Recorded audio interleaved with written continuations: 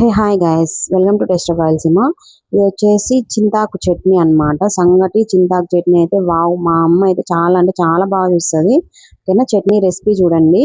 For the first time చేశాను నేనైతేనా. First వచ్చి శనక్కాయ విత్తనాలు, ఒట్టిమిరకాయలు తీసుకుంటే టేస్ట్ వస్తుంది అనమాట.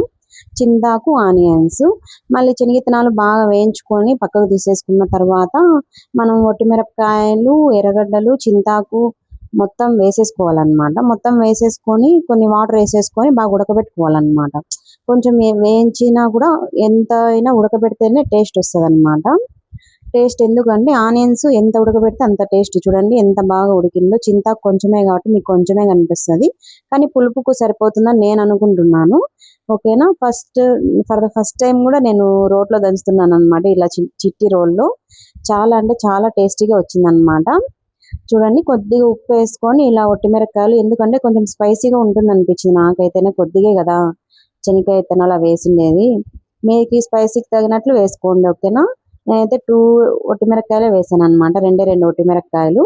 చాలా అంటే చాలా బాగుంది, చాలా టేస్టీగా కూడా వచ్చింది అనమాట. ఇంకా శనక్కాయ పప్పులు వేసేసుకొని దంచుకున్నాను.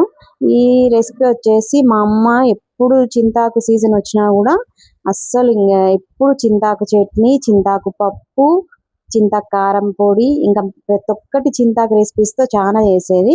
ఎందుకైనా మంచిదని చింతాకు కూడా, చింతపండు కూడా నానబెట్టుకున్నాను, సారీ.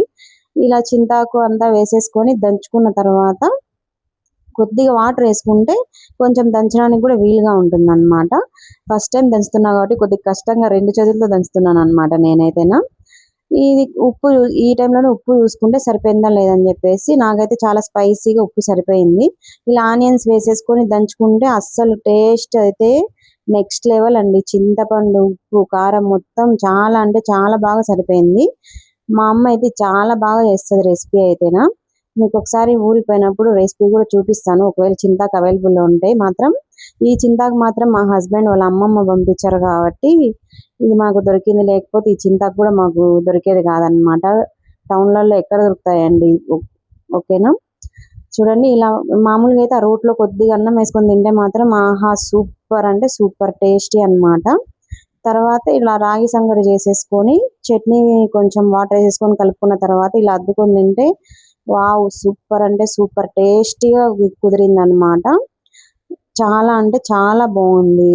రాగి సంగటి, చింతాకు చట్నీ సూపర్గా ఉంది. ఓకేనా, ఎవరికైనా కావాలంటే రెసిపీ యూస్ చేసుకొని ఎలా వచ్చిందో నాకు కామెంట్ చేయండి. ఓకేనా, ప్లీజ్ సబ్స్క్రైబ్ చేయండి, లైక్ చేయండి, షేర్ చేయండి, కామెంట్ చేయండి, సబ్స్క్రైబ్. బాయ్.